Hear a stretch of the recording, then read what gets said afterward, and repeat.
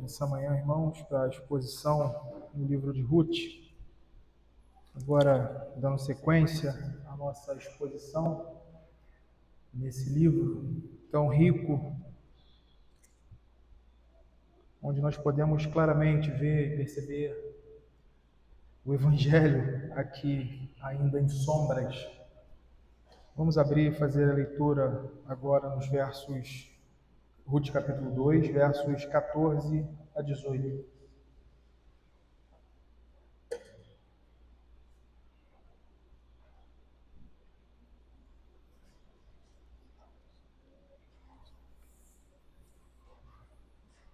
Diz assim a santa palavra do Senhor, Ruth 2, verso 14.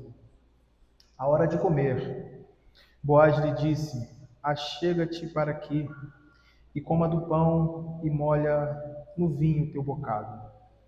Ela se assentou ao lado dos segadores, e ele lhe deu grãos tostados de cereais. Ela comeu e se fartou, e ainda lhe sobejou. Levantando-se ela para rebuscar, Boaz deu ordem aos seus servos, dizendo: até entre as gavelas deixai-a colher, e não a censureis. Tirai também dos molhos algumas espigas, e deixai-as para que as apanhe, e não a repreendeis. Esteve ela apanhando naquele campo até a tarde. Debulhou o que apanhara, e foi quase um efa de cevada. Tomou e veio à cidade, e viu a sua sogra o que havia apanhado, também o que lhe sobejara. Depois de fartar-se, tirou e deu à sua sogra. Irmãos, nas últimas exposições, mais especificamente na última exposição que fizemos aqui no livro de Ruth, nós fomos conduzidos pela narrativa aqui, pelo narrador, a contemplar ali, a observar o primeiro diálogo entre Ruth e Boaz, né? Aquele diálogo que acontece ali no interesse de Boaz sobre aquela mulher. E naquela ocasião, nós vimos Boaz, nessa figura aqui, em sua afeição graciosa, nessa afeição que ele teve por ela. Nós podemos perceber, nós falamos sobre isso, né? Esse apontamento do texto ali, Boaz tipificando Cristo com a sua igreja, dando-lhe instruções, proteção e provisão.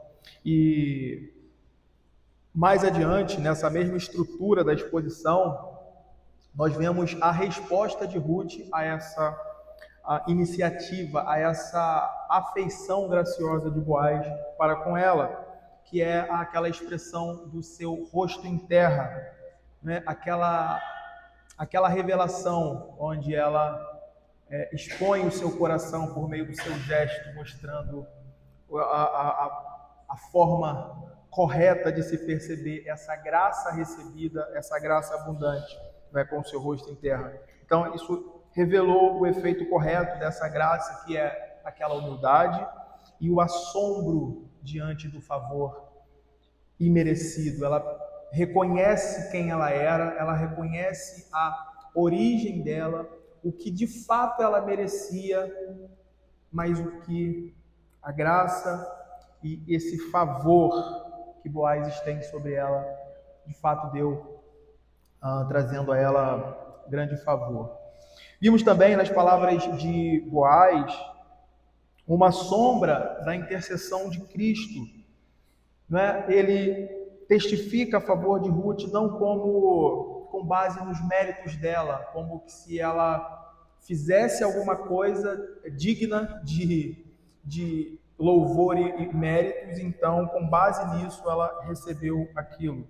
Não, observando ali o contexto, a gente percebe que não foi isso, mas essa intercessão acontece pela própria iniciativa de Boaz, reconhecendo nela os frutos de uma fé que o próprio Deus plantou no coração dela ainda no caminho de volta né, ainda em terras pagãs, no caminho de volta, ou no caminho de volta para Noemi, né, mas no caminho para Belém, acompanhando Noemi. E é interessante que Boaz orou para que o Senhor retribuísse o feito de Ruth e que sua recompensa fosse cumprida pelo Deus de Israel, sob cujas asas ela veio buscar refúgio. Nós lembramos aqui desse episódio onde ele roga, onde ele clama que o Senhor retribua isso. Então, como uma forma de reconhecer que aquela fé que Deus plantou no coração dela é de fato uma fé genuína, que ele estava produzindo frutos e, consequentemente, o Senhor retribuiria essa fé com graça e bondade. E agora, nos versos que seguem, a narrativa dá mais um passo e nos conduz do diálogo um tanto distante para a mesa, das palavras mais distantes à comunhão íntima ou bem próxima, algo mais concreto. E o que acontece nessa cena, mais uma vez, como nós temos visto aqui, verso a verso no livro de Ruth, nos dá um grande vislumbre da abundante graça de Deus, encenada aqui nas palavras e ações de Boaz, chamando para perto de si pessoas como Ruth, ou mais especificamente, alguém como Ruth, uma moabita, para se assentar à mesa e se fartar da mesa dos seus segadores, daqueles que faziam parte ali daquela realidade. E é nesse movimento, irmãos, que nós podemos perceber, nesse movimento do campo para a mesa, da provisão distante para a comunhão próxima, que a tipologia que se ergue aqui, de Cristo e sua igreja, ela atinge uma de suas expressões mais belas e profundas no livro de Ruth.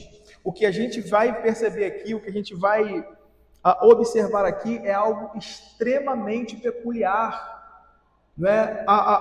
essa relação do Evangelho, ao que essa graça de fato significa ao pecador, ao pobre, ao necessitado, aquele que não tem meios, que se vê falido, miserável, pobre diante das realidades em que se encontram. Então, a graça abundante chama um pecador: achega-te para aqui. Achega-te para aqui. Então, aqui nós temos no verso 14 esse convite magnífico de Boaz. A hora de comer, verso 14. A hora de comer, Boaz lhe disse: achega-te para aqui e come do pão e molha no vinho teu bocado. Ela se assentou ao lado dos segadores e ele lhe deu grãos tostados de cereais. Ela comeu e se fartou e ainda lhe sobejou. Talvez o primeiro ponto aqui que precisamos notar, para que esse convite de Boaz seja visto dentro do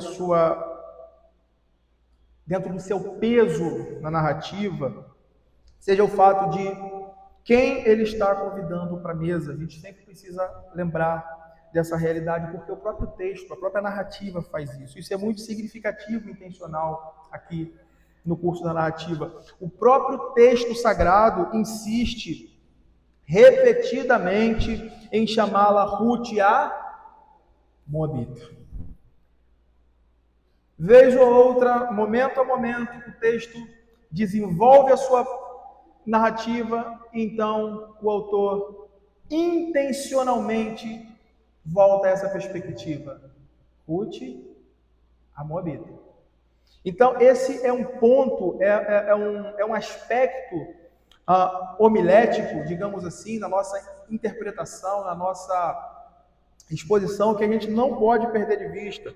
E algo notável na narrativa é que, ainda que por meio desse enredo menor, que envolve campo, que envolve segadores, uma moabita e um senhor de propriedades, né, senhor de terras, o texto sagrado, de forma magistral, de forma bela e magnífica, ilustra com precisão a grande graça abundante de Deus para com o seu povo. O que está nas entrelinhas aqui, no propósito do narrador, é mostrar essa realidade, a provisão da graça abundante de Deus, por meio desse enredo, por meio daquelas cenas que estão se desdobrando ali nos campos de Boaz. Achega-te para aqui. Isso seria, meus irmãos, algo impossível na realidade sobre a qual aquela pobre mulher estava sendo quem era. Isso era algo simplesmente impensável. Impensável. Se você lembra bem, a gente já passou por isso, a gente já tocou nesse ponto, esclarecemos isso, mas a lei que garantia a respiga, que garantia alguma forma de sustento aos pobres, aos necessitados, envolvia apenas rebuscar entre aquelas espigas caídas, deixadas por alguma razão. Às vezes eles estavam ali no calor do dia, no fluxo do trabalho, eles estavam andando, carregando, e no meio dos feixes que eles juntavam, caíam algumas espigas, caíam algumas coisas, e o propósito, o objetivo era avançar. O próprio Senhor falou para deixar aquilo, para que as viúvas, os pobres viessem atrás e rebuscassem aquilo.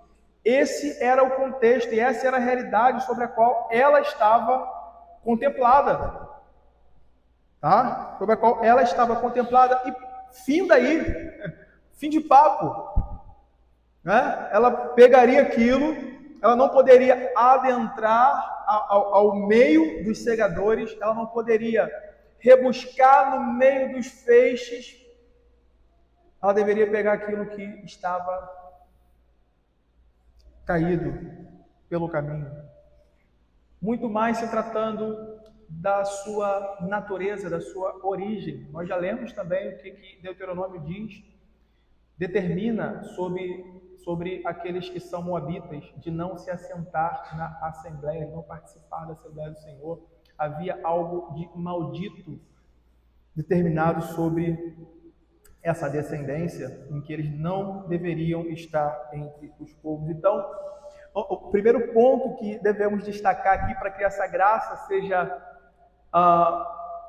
mais claramente vista e contemplada em seu peso, e a narrativa mostra aqui então o que é isso. Isso mais adiante espelha o Evangelho.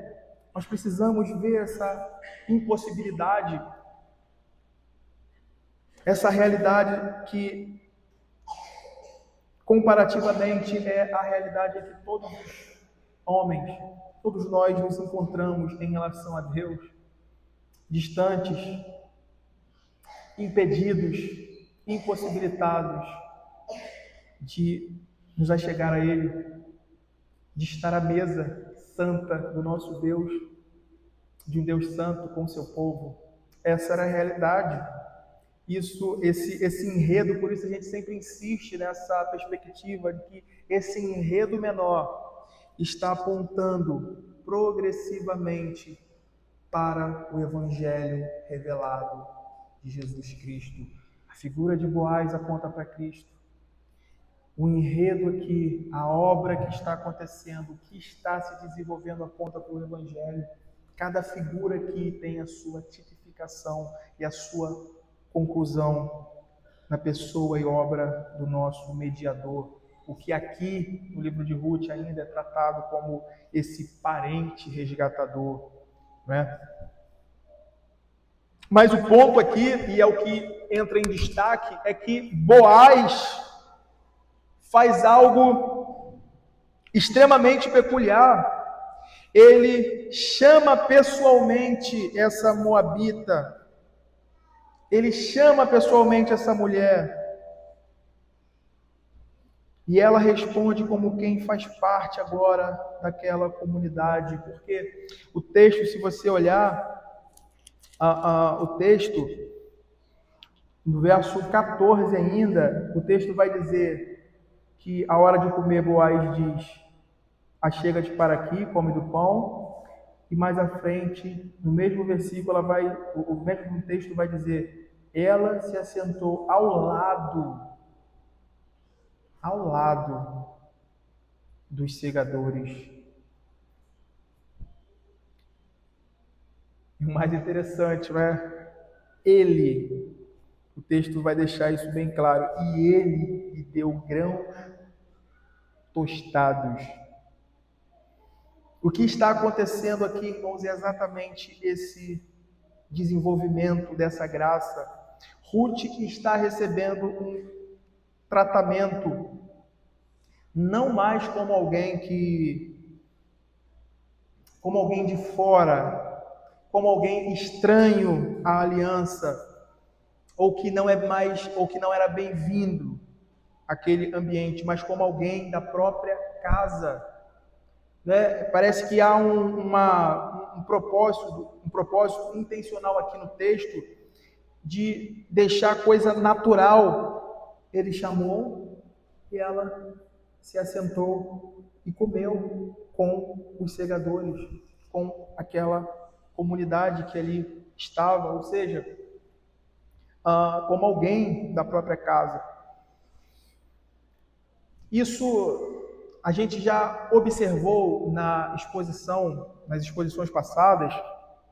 Isso é interessante a gente relembrar aqui e tocar novamente nesse ponto, porque anteriormente Boaz, ele reconhece a fé de Ruth nesse movimento. Por que isso aqui é importante? Por que isso aqui é interessante nós tocarmos aqui? Porque podem existir aqui, como existem, maus entendidos acerca dessa realidade. Então o Senhor aceita, Ele recebe de qualquer forma o imundo, sujo, aquela pessoa que não tem nenhum tipo de compromisso, não expressa fé, Ele recebe a sua mesa de qualquer forma. É assim, Deus se mistura dessa forma, é algo promíscuo? Não, de forma nenhuma. Quando você vê o desenvolvimento disso, você vê a própria operação da graça no coração dela, a própria expressão de fé, a confissão de fé que ela faz. Tudo isso mostra nesse movimento Deus tirando dela os seus ídolos, Deus trabalhando na conversão dela, na regeneração do seu coração, a ponto dela chegar a dizer para sua sogra: onde você for, eu irei, o seu Deus é o meu Deus. Que Ele faça o que bem lhe parecer, caso eu ande por outro caminho. Então, essa realidade expressa claramente a fé de Ruth. E o que Boaz faz aqui é reconhecer a fé de Ruth nesse movimento de saída de Moabe, abrindo mão de tudo, dos seus ídolos, dos deuses pagãos de Moabe, Quemos, né, como a gente leu agora há pouco na leitura continuada, se voltando para o Deus de Israel, sob o qual ela veio buscar refúgio. E é interessante, mais ainda, porque o próprio Boaz descreve esse movimento em termos abraâmicos. Não sei se você reparou nessa exposição do verso 11, que foi a última, né? Não sei se você reparou os termos que Boaz usa ali. Abre aí e volta para o verso 11. Veja que interessante quando Boaz reconhece isso. E volta a dizer, não como mérito dela, mas como ela sendo o alvo da graça de Deus, redimindo o coração dela, traindo a si.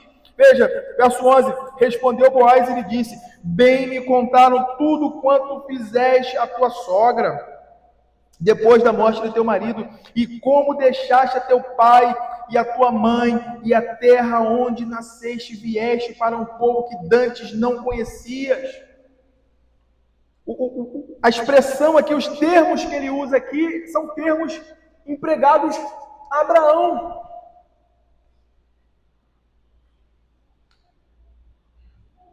Aquele que Deus já havia chamado, estabelecido, que a partir dele, Deus levantaria o seu povo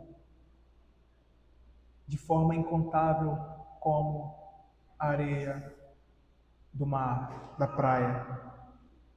Ele a descreve dentro desses termos. Quando Boaz diz aqui a Ruth, achega-te para aqui, ele está reconhecendo esse novo vínculo com o povo de Deus, pela fé e pela postura de abandonar tudo e se abrigar debaixo das asas do Deus verdadeiro, de abrir mão de tudo mais para estar com o único Deus verdadeiro. Então veja que interessante, na teologia da aliança, a refeição não é apenas uma questão de encher a barriga, de nutrição física, mas ela é um sinal e selo da comunhão de Deus com o seu povo e da mútua fidelidade entre eles, entre esse povo reunido e Deus. Quando você vê os momentos onde Deus firma a aliança, quando Ele reafirma a sua aliança, quando Ele renova a sua aliança, o que está envolvido é banquete, é mesa, é comunhão, é essa realidade onde o seu povo se assenta e se alimenta da provisão do Deus vivo. O ponto que está acontecendo aqui é exatamente isso. É como se ele estivesse estendendo essa destra de comunhão, reconhecendo isso, esse sinal e esse selo, como Ruth, uma filha legítima agora pela fé, filha de Abraão. Isso é magnífico, irmão. Isso é magnífico. Pão e vinho aqui remonta à ideia sacramental da aliança. É como se Boaz aqui estivesse dizendo: achega-te, filha de Abraão, alimenta-se da provisão do nosso Deus. Esse pequeno trecho aqui, irmãos, em que uma moabita é recebida e alimentada, nos dá um vislumbre do que significa ser recebidos, alimentados e ter comunhão com o corpo do Senhor.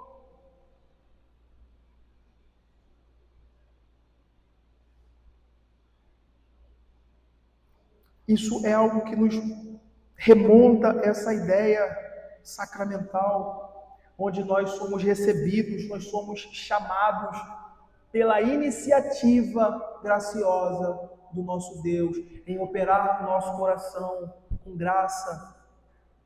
E a gente vai perceber aqui que não é uma graça, simplesmente graça, mas é graça, sobre graça, sobejante, graça abundante, que vai além daquilo que meramente necessitamos, mas que sobeja, que vai além das nossas meras necessidades. Esse é um ponto que nós precisamos observar aqui e não podemos deixar de ver ao olhar para o livro de Ruth. Nós temos comunhão com Cristo, não porque viemos de uma linha nobre. É isso que o livro de Ruth está nos ensinando. Se você lembra da última exposição também, você vai lembrar daquela realidade que nós pintamos ali por meio daquela ilustração. Quem não estava, está gravado, pode perceber, pode rever.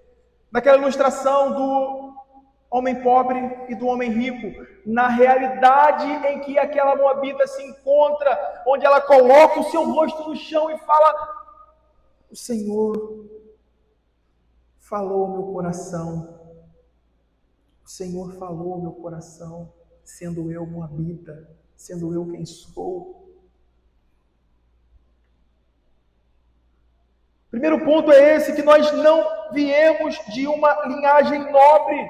Nós recebemos isso não porque nós merecemos alguma coisa ou fizemos alguma proeza que atraísse a atenção de Deus, então tornasse Deus favorável a nós por meio de alguma coisa, mas porque a graça abundante do Senhor tomou a iniciativa, tomou a dianteira. O Senhor teve compaixão de nós em nossa miséria. Bem me contaram Bem me contaram tudo o que fizera. O Senhor teve compaixão de nós e Ele nos chamou graciosamente a sentar à sua mesa. Paul Miller compara essa ação de Boaz com as promessas de que Jesus cuidará de sua noiva, servindo-a à mesa, conforme Lucas 12, 37 nos ensina, onde o texto diz: bem-aventurados aqueles servos a quem o Senhor, quando vier, os encontre vigilantes. Em verdade vos afirmo que ele há de cingir-se,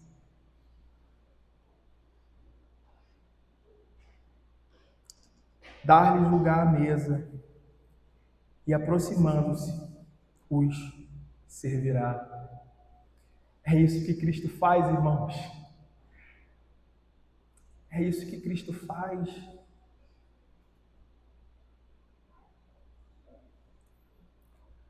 Na nossa miséria, nós não merecíamos nem respigar aquilo que estava caído. Nós nos tornamos inimigos de Deus, estranhos à mesa de Deus. No Éden, nós fechamos as portas da mesa do sustento de toda a bondade de Deus. Fechamos e travamos isso sobre as nossas costas. O fato dela colher uma espiga já é graça.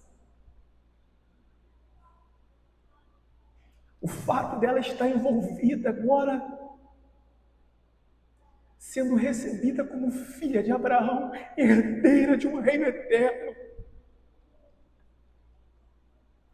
sentada à mesa, a mesma mesa que você e eu e os filhos de Abraão sentarão, uma moabita maldita agora está sendo chamada a sentar, não só a comer, mas a fartar-se.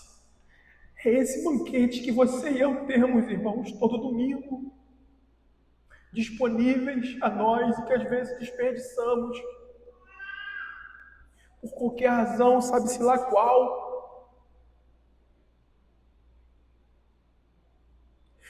Em verdade vos afirmo que ele há de cingir-se,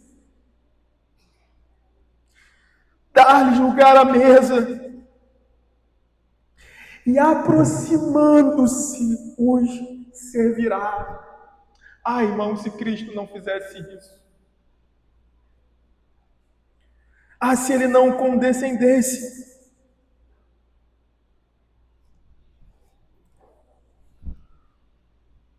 Nós permaneceríamos na nossa miséria, em todos os sentidos, físicos, espirituais, e morreríamos como inimigos de Deus.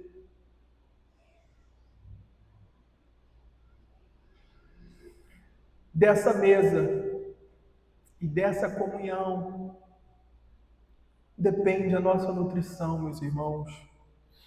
Enquanto igreja de Cristo, você não é igreja sozinho.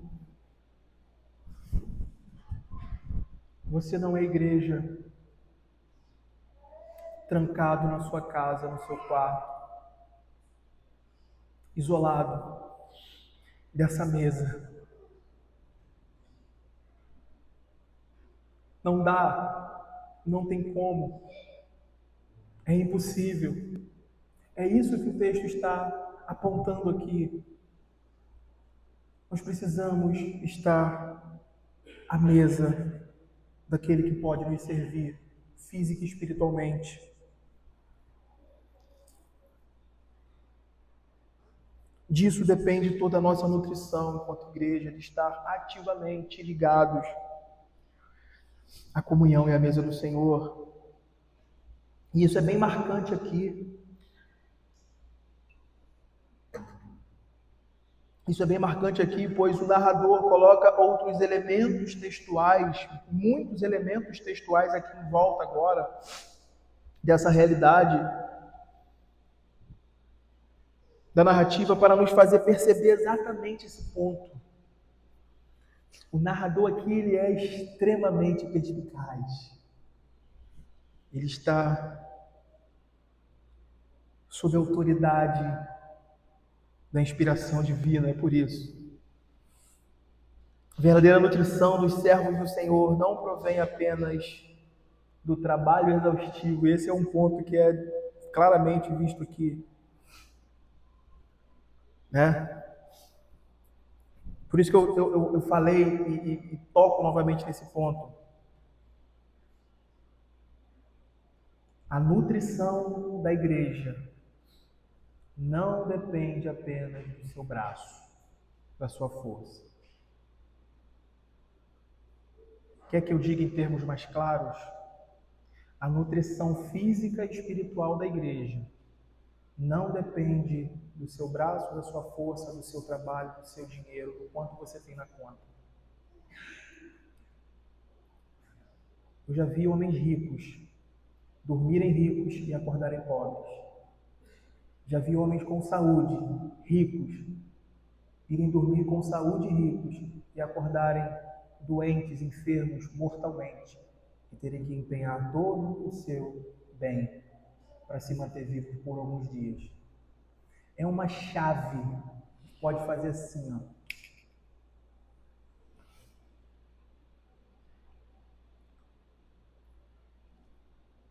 Como um piscar de olhos. Isso não depende da nossa capacidade de respirar, da nossa capacidade de trabalho, da nossa capacidade, do nosso empenho.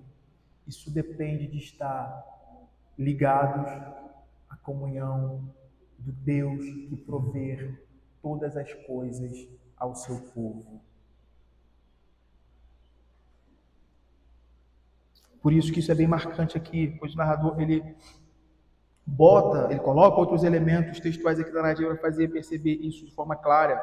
A verdadeira nutrição dos servos do Senhor não provém apenas do trabalho exaustivo no campo, mas do descanso à mesa com o Senhor da colheita.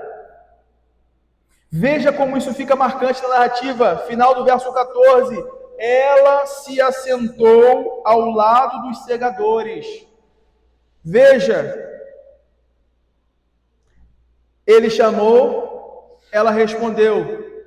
E nessa resposta nós temos o desenvolvimento. Ela se assentou ao lado dos segadores. E ele lhe deu grãos tostados de cereais. Ela comeu e se fartou e ainda lhe sobejou. Mas ainda vem mais, o texto ainda continua, e esse é o propósito justamente do narrador, de acrescentar coisas, de acrescentar argumentos a esse ponto que ele está desenvolvendo aqui, a ponto de mostrar, é Deus quem supre a necessidade do faminto, é Deus que supre a vida daqueles que Ele chama a sentar a sua comunhão à mesa, é Deus. Veja o desdobramento disso na narrativa, verso 15 a 17. Levantando-se ela para rebuscar, Boaz deu ordem aos seus servos, dizendo, até entre as gavelas, até entre aqueles feixes, né, deixai a colher e não censureis. Você sabe o que Boaz está dizendo aqui? Em palavras, em termos claros para a gente entender aqui? Ele está dizendo, olha, deixa que ela ultrapasse a linha. Tá? Eu quero facilitar de tal forma que deixe que ela até ali onde vocês escolheram, entre os feixes, ela possa pegar. Não a censureis. Verso 16. Olha isso, como não para aí. Não a censureis, mas também tira também dos molhos algumas espigas e deixai-as para que as apanhe. E não a repreendais, segunda vez, não a censureis, não a repreendais. E o verso 17 conclui essa perspectiva que o autor está desenvolvendo aí. Esteve ela apanhando naquele campo até a tarde, debulhou o que apanhara, e foi quase um efa de cevada. Quase um ênfase. A gente vai saber daqui a pouco o que isso significa. Mas o meu propósito aqui é esse. Perceba o eixo aqui, no propósito do narrador, ao dar esses detalhes ao que ele havia dito lá em cima: achega-te e come a minha mesa. E o ponto que podemos aprender nisso, irmãos, é exatamente esse que o narrador tem aqui, um propósito. Nosso sustento físico e espiritual não está em simplesmente recolher ou respigar, ou no nosso trabalho em si, mas em comer e depender das mãos do próprio Redentor. Do próprio Redentor. Eu queria te fazer lembrar de quando o Senhor chamou o seu povo do meio de um lugar de escravidão, onde ainda eles tinham o que comer, certo, né? Tinha certo garantido, ainda que, né, algo infinitamente pequeno, e que o Senhor disse que os levaria a um lugar onde mana leite e mel. O que o Senhor fez durante todo esse percurso? O que aconteceu ali? O que aquilo deve significar? O que a gente deve aprender com aquilo? Primeira coisa que a gente deve fazer ou entender é que não significa que não devemos trabalhar. O texto não quer dizer isso aqui.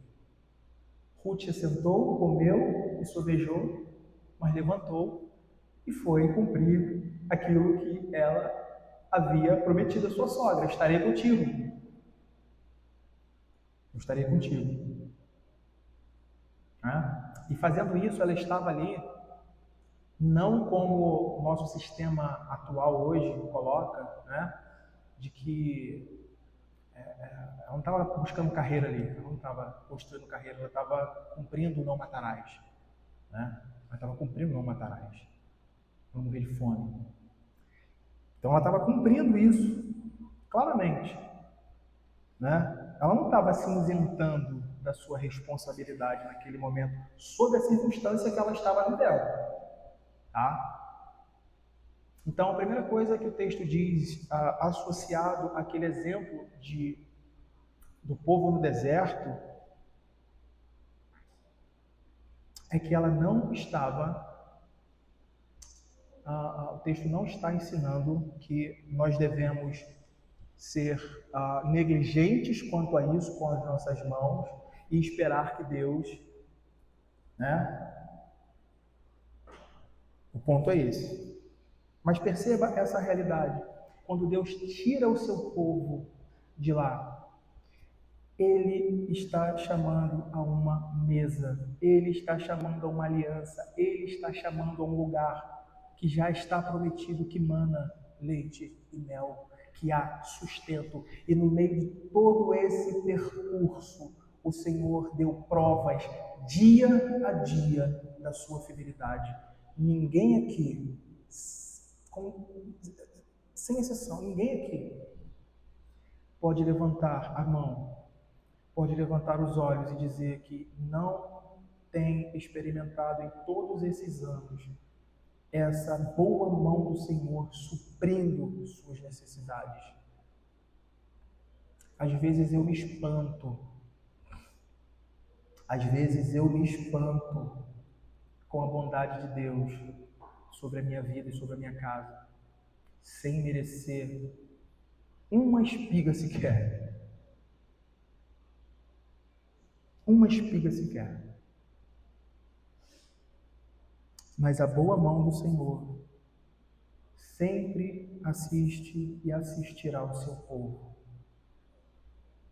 que Ele chamou a sentar nessa mesa. Esse é um ponto que a gente precisa aprender, irmãos, para que em tempos difíceis, para que em tempos duros, a nossa fé não entre em desespero, o nosso coração não haja incredulamente, não peque contra o Senhor.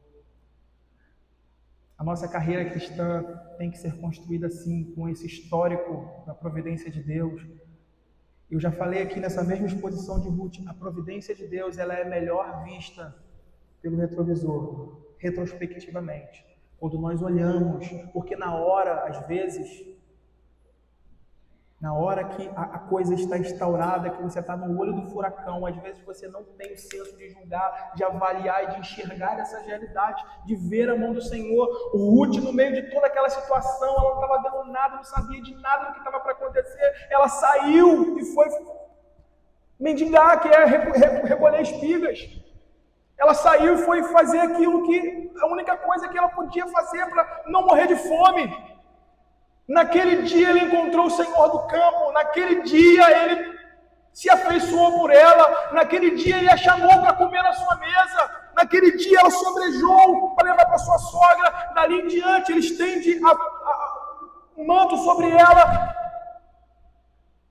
ela torna sua mulher, ele resgata ela, e do ventre dela veio o Messias.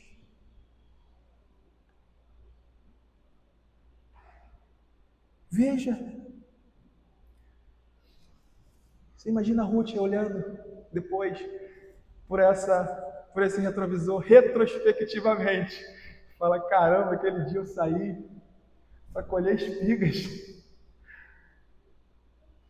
A descendência do Messias, quando você abre Mateus, eu sempre gosto de ler, eu vou voltar lá, abra aí Mateus comigo. Mateus 1.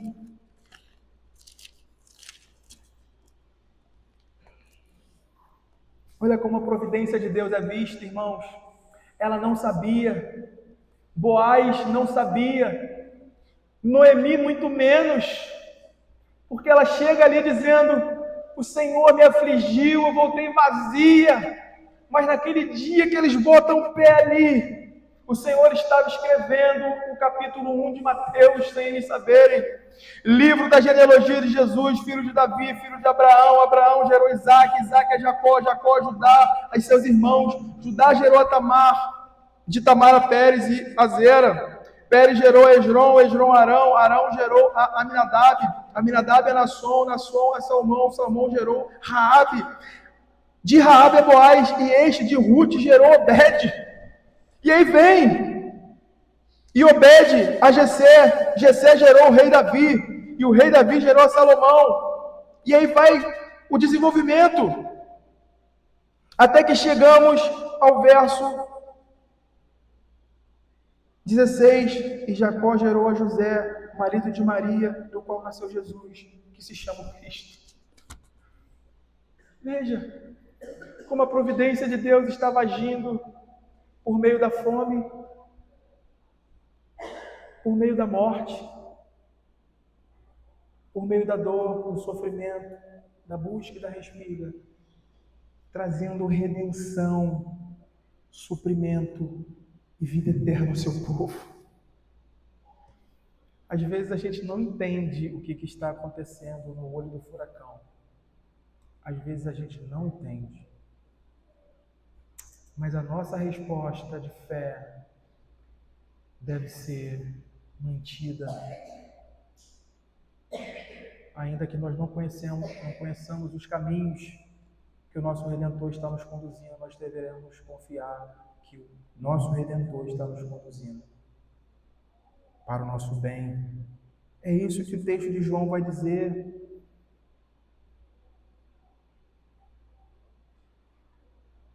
O nosso sustento físico e espiritual não está em simplesmente respigar, em simplesmente nas nossas mãos, no nosso trabalho, na nossa força, na nossa condição, mas está na mão do Senhor, está na pessoa do nosso mediador.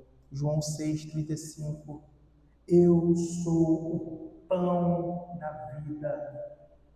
Você sabe o que significa Belém? onde o cenário, o contexto de Ruth aqui está sendo desenvolvido. Você sabe o que significa aquele lugar onde elas voltaram depois que a fome passou? Significa casa do pão. Eu sou o pão da vida. O que vem a mim jamais terá fome, e o que crê em mim jamais terá sede. Essa progressão no texto de Ruth é fascinante porque ela destrói, irmãos, a nossa ilusão de autossuficiência. Nós somos assim por natureza. Você e eu nascemos com essa raiz impregnada em nossos corações. Você quer, ainda que de forma velada, maquiada pelo próprio pecado, para que isso não seja neutralizado. Mas você quer, e eu quero a todo custo, ser autossuficiente.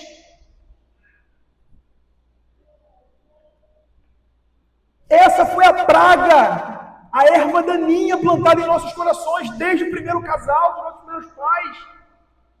A autossuficiência. Deus havia revelado, Deus havia dado a sua sabedoria ao homem, o seu mandamento: não comerás da árvore que está plantada no meio do jardim, porque no dia que dela comer certamente morrerás. Deus disse, a sabedoria de Deus estava empregada nisso, a onisciência, o poder, a graça, a bondade, a misericórdia, de que eles seriam sustentados nessa sabedoria por todos os meios providenciais de Deus. A tentação consistiu exatamente em minar essa confiança na providência de Deus e fazer o homem autossuficiente. Por que eu preciso depender da palavra, da sabedoria dele, se eu posso ter o conhecimento, todo o conhecimento a partir de mim mesmo? Por que eu preciso depender dele para saber o que é bom, o que é mal, o que é certo, o que é errado? E a tentação envolve exatamente isso, esse esvaziamento da glória de Deus, esse dizer que Deus foi mal para com eles, privando-os de um conhecimento maior e mais excelente que eles poderiam ter. Mas, na verdade, isso consistiu na maior desgraça que a humanidade pôde conhecer. A autossuficiência, a ideia do homem bastar-se, levou à morte, à miséria e o rompimento da mesa da comunhão com o Pai. Todo o suprimento de vida, da saciedade, para essa vida e para além, estavam naquelas palavras: não comerás. Estavam ali.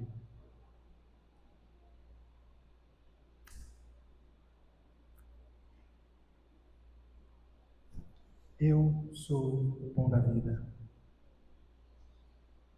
Eu sou a fonte. Não há outro meio, irmãos. O banquete no versículo 14 não isenta, isso a gente acabou de dizer, mas é bom reforçar, Ruth da responsabilidade que ela tinha assumido com Noemi. Ela se levanta para rebuscar.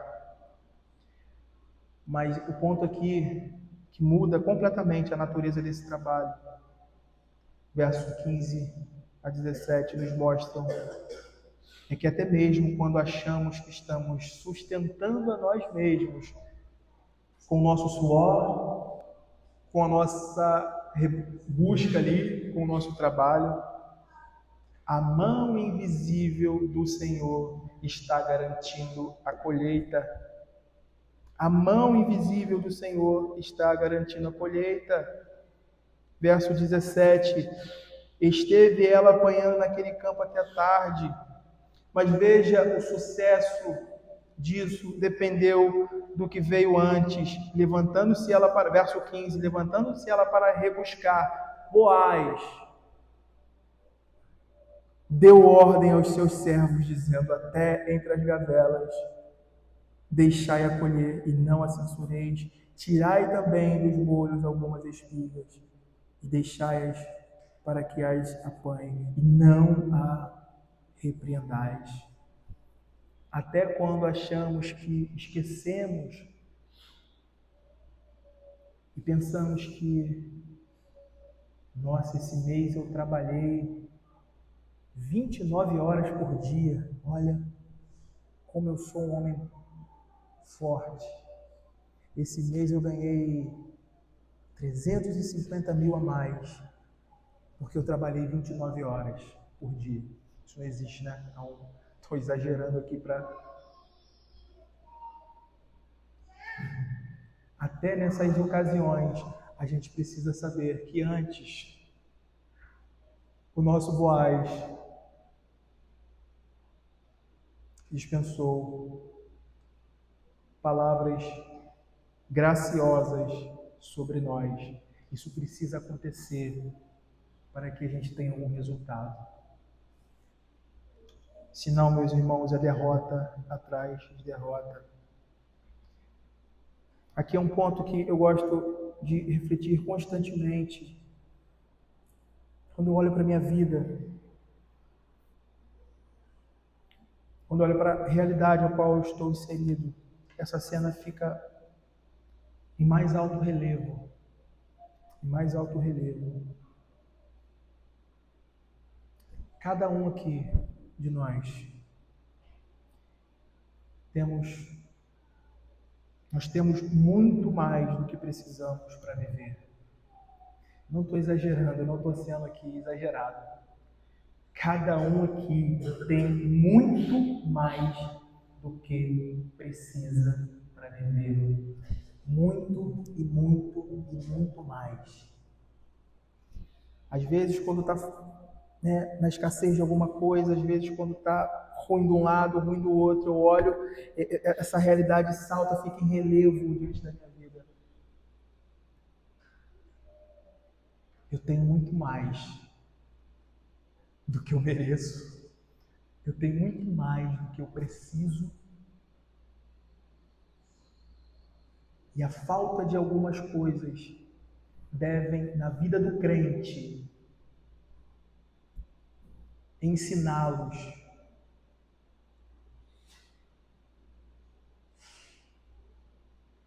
a exercitar a sua fé, a mortificar esse Deus, esse ídolo que está enraizado lá dentro do nosso coração. Cada um aqui sabe qual é.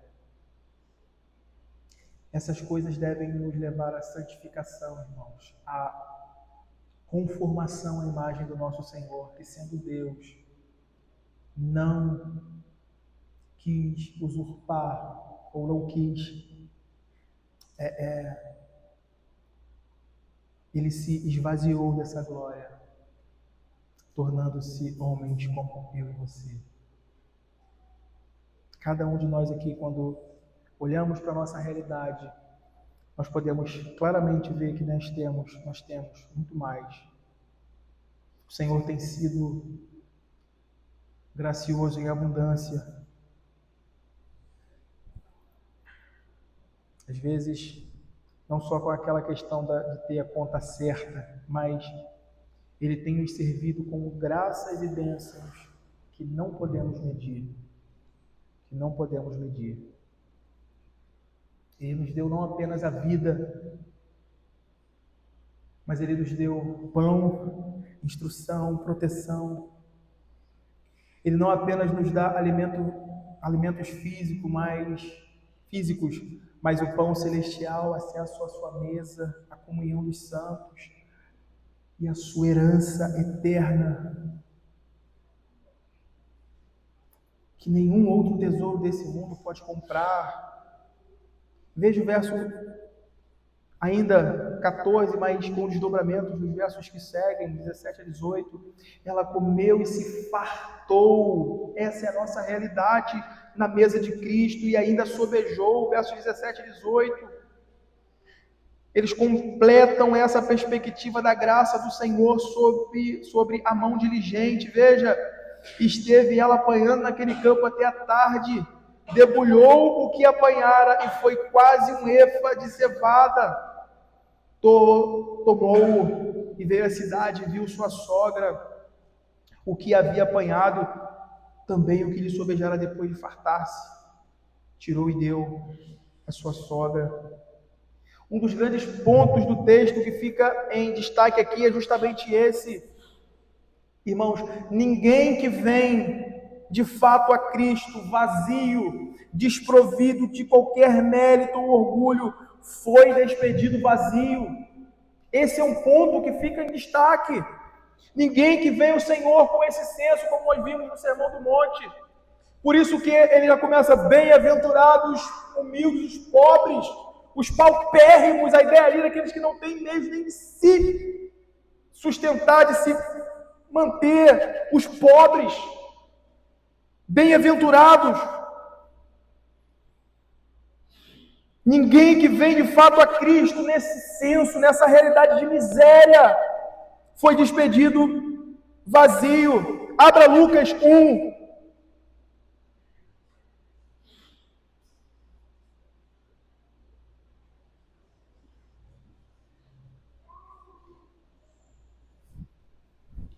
Abra Lucas 1,53 e veja comigo.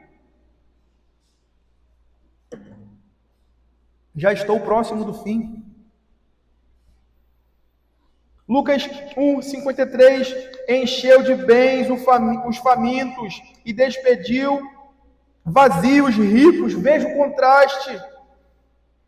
Veja o contraste. Isaías 55. Abra. Isaías 55, verso 1 e 2. Veja que texto magnífico.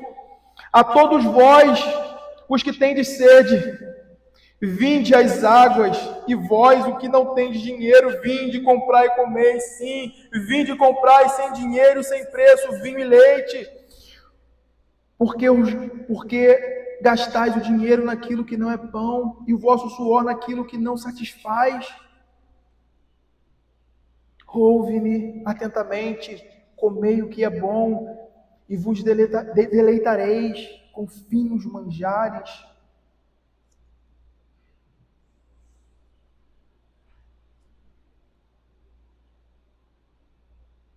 Temos muito mais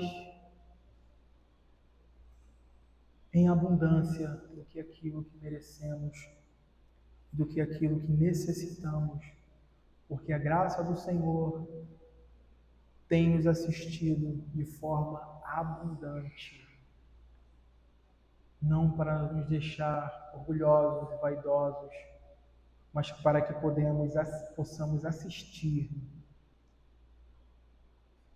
aqueles que estão à mesa. Quanto é um efa, ou quase um efa aí que é colocado, né, em volume? Um efa, uma medida antiga de sacos, equivale a algo entre 20 e 24 litros. Vou colocar em volumes, tá? E for colocar em peso, tratando-se de cevada debulhada,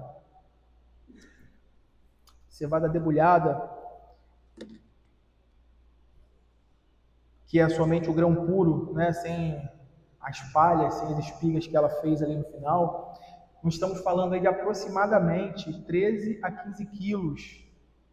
13 a 15 quilos de alimento. Seria um dia de trabalho. Um dia de trabalho.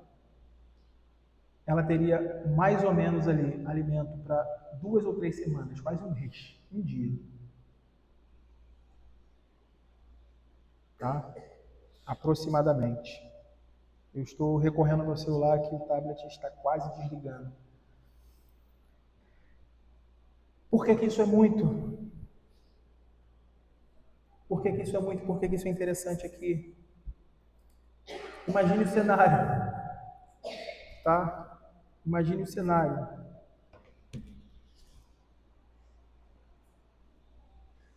Ruth era uma respigadora. Ela estava ali como um mendigo, né?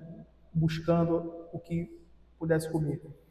O trabalho dela consistia em andar atrás dos ceifeiros ou daqueles que estavam ceifando, pegando apenas o que acidentalmente caísse, como eu falei, né? No meio da correria caiu uma, deixa para lá, não volta para pegar, segue.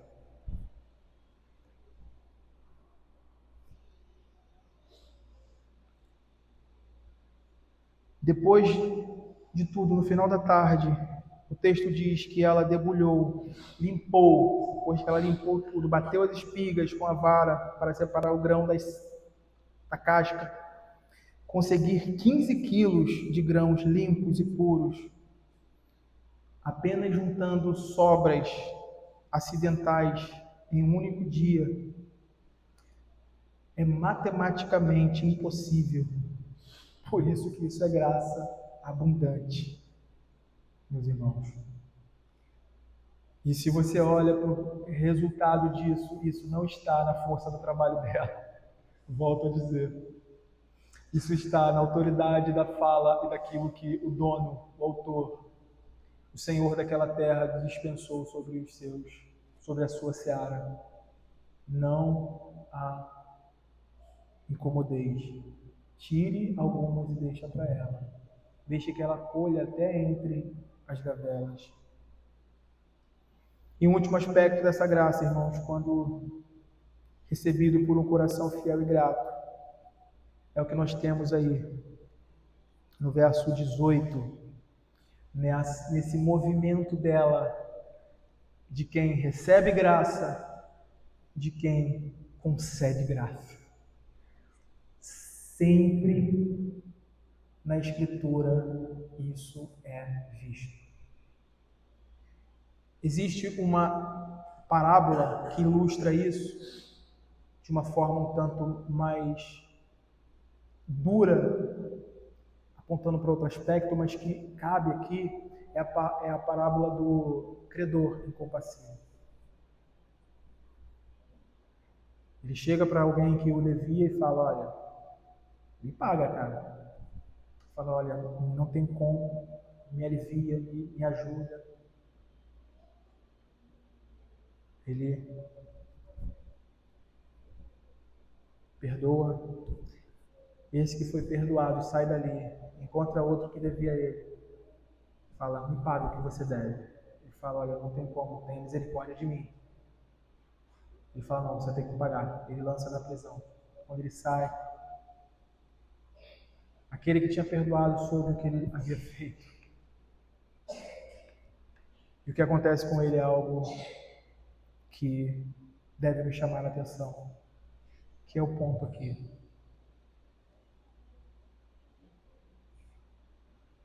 Quando nós recebemos graça, quando nós recebemos o favor de Deus sobre as nossas vidas, nós nunca podemos nos esquecer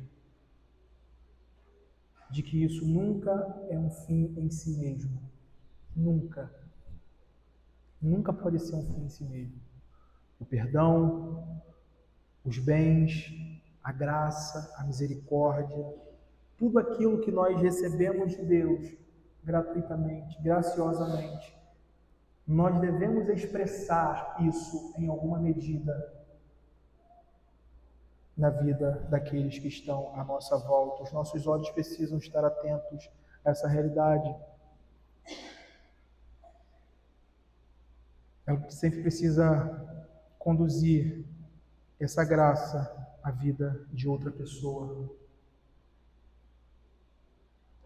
A graça sobre graça que Ruth recebeu no campo não ficou somente no campo, ou em algum estoque egoísta que ela tenha feito para si escondido e eu tinha falado aquilo lá para Noemi, mas agora que eu estou vendo o meu negócio dando certo aqui, achei o caminho das pedras, Noemi que se vire lá, eu não tenho nada com ela, o filho dela morreu, estou bem agora, deixa ela se virar, ela que vai respigar a velhinha,